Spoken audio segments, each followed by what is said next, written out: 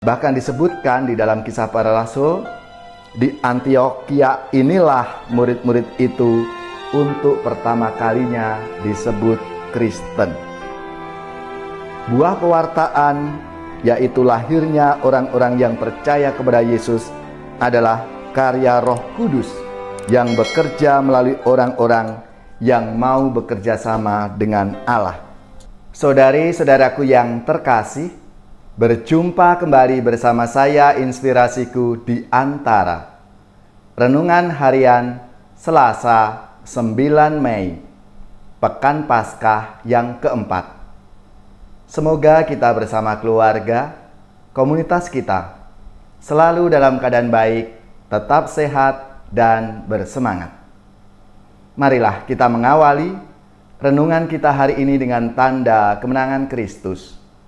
Dalam nama Bapa dan Putra dan Roh Kudus. Amin. Allah Bapa yang Maha Kuasa, Engkau memperkenankan kami merayakan misteri kebangkitan Kristus. Jadikanlah kami saksi akan sukacita keselamatan yang kami terima melalui Putra-Mu. Sebab Dialah Tuhan pengantara kami yang bersama dengan Dikau dalam persatuan Roh Kudus, hidup dan berkuasa, Allah sepanjang segala masa. Amin. Dalam nama Bapa dan Putra dan Roh Kudus. Amin. Inspirasi kita hari ini, kita bersama-sama akan membaca dan merenungkan dari bacaan yang pertama, Kisah Para Rasul, bab 11, ayat 19 sampai 26. Mari kita baca bersama-sama dan kita renungkan. Banyak saudara telah tersebar karena penganiayaan yang timbul sesudah Stefanus dihukum mati. Mereka tersebar sampai ke Fenisia, Siprus, dan Antiokhia. Namun mereka memberitakan Injil kepada orang-orang Yahudi saja. Akan tetapi, di antara mereka ada beberapa orang Siprus dan orang Kirene yang tiba di Antiokhia dan berbicara juga kepada orang-orang Yunani. Mereka ini memberitakan Injil bahwa Yesus adalah Tuhan. Tangan Tuhan menyertai mereka dan sejumlah besar orang menjadi percaya dan berbalik kepada Tuhan. Maka sampailah kabar tentang mereka itu kepada jemaat di Yerusalem. Lalu jemaat di Yerusalem itu mengutus Barnabas ke Antiokhia. Setelah Barnabas datang dan melihat kasih karunia Allah, bersukacitalah ia. Ia menasihati mereka supaya mereka semua tetap setia kepada Tuhan. Karena Barnabas adalah orang baik, penuh dengan Roh Kudus dan iman. Sejumlah orang dibawa kepada Tuhan. Lalu pergilah Barnabas ke Tarsus untuk mencari Saulus. Dan setelah bertemu dengan dia, ia membawanya ke Antiokhia. Mereka tinggal bersama-sama dengan jemaat itu 1 tahun lamanya, sambil mengajar banyak orang. Di Antiokhialah murid-murid itu untuk pertama kalinya disebut Kristen. Demikianlah sabda Tuhan. Syukur kepada Allah. Saudari-saudaraku yang terkasih, kita semua tahu bahwa di dalam karyanya, Yesus memberitahu orang-orang Yahudi di Bait Allah bahwa pekerjaan yang ia lakukan dalam nama Bapanya adalah kesaksian tentang dirinya. Apa yang ia lakukan menjadi saksi atas identitas dirinya sebagai pribadi yang diutus oleh Tuhan. Tetapi orang-orang Yahudi di Bait Allah itu tidak percaya kepada Yesus. Dan sebaliknya, dalam Kisah Para Rasul yang hari ini kita renungkan dari bacaan pertama, menyebutkan bertumbuhnya gereja menembus batas-batas Yudaisme ke bangsa-bangsa lain di Antiokhia. Mereka percaya bahwa Yesus adalah Tuhan. Bahkan disebutkan di dalam Kisah Para Rasul, di Antiokhia inilah murid-murid itu untuk pertama kalinya disebut Kristen.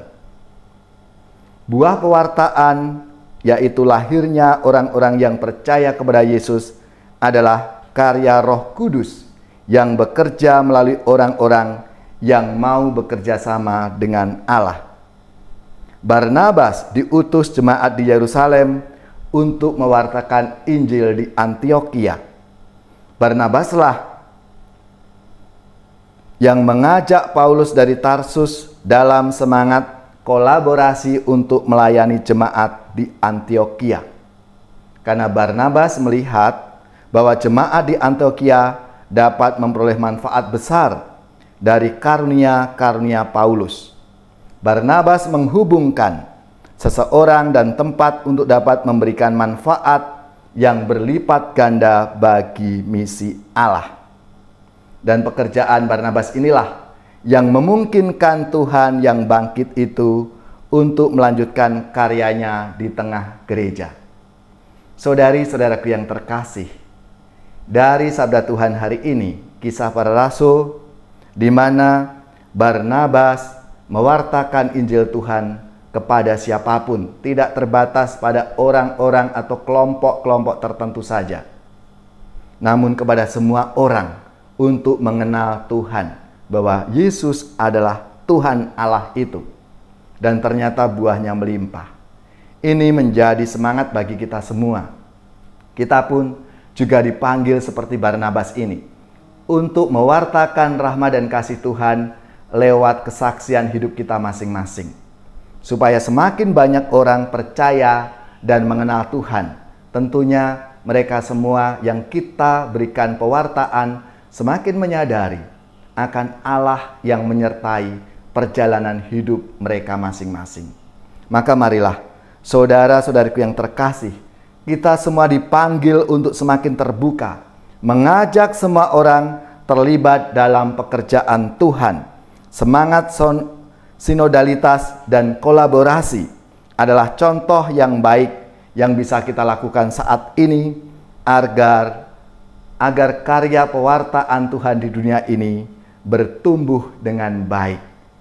Marilah, saudara-saudariku yang terkasih, kita mohon rahmat Tuhan supaya seluruh perjuangan hidup kita, seluruh pekerjaan dan karya pelayanan kita untuk mewartakan Tuhan yang baik, Tuhan yang selalu menjaga kita itu bertumbuh, berkembang dengan sebaik-baiknya, dan banyak orang semakin mengenal Tuhan dalam hidup mereka. Tuhan memberkati kita semua.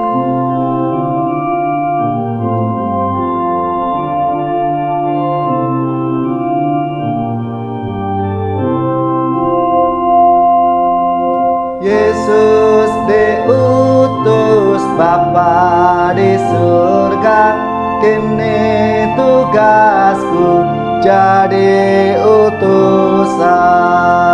Bapa mengutus Yesus Sang Putra, membawa selamat bagi dunia. Kita diutus Yesus Sang Guru, bawalah damai pada sesama.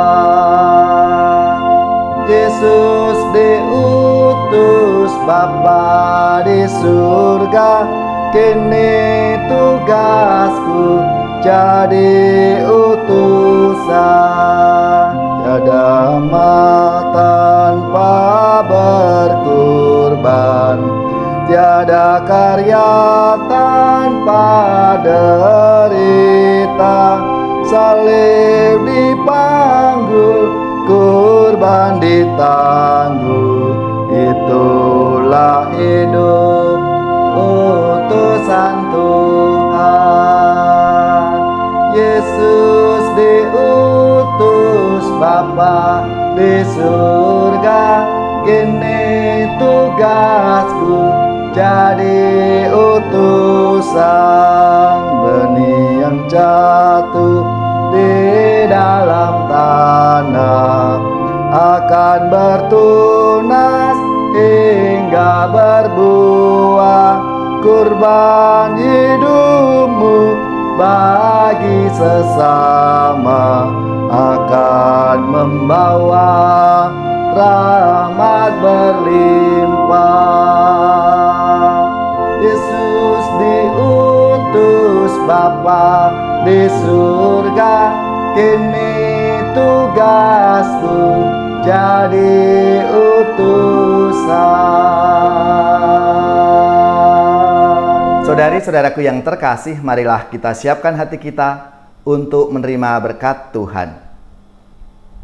Semoga saudara-saudari sekalian, keluarga-keluarga kita, komunitas kita, orang-orang yang kita doakan, mereka yang sakit, yang menderita, seluruh tugas, belajar, pekerjaan, usaha, serta karya pelayanan kita dibimbing, dilindungi, dan diberkati oleh Allah yang Maha Kuasa, Bapa dan Putra dan Roh Kudus.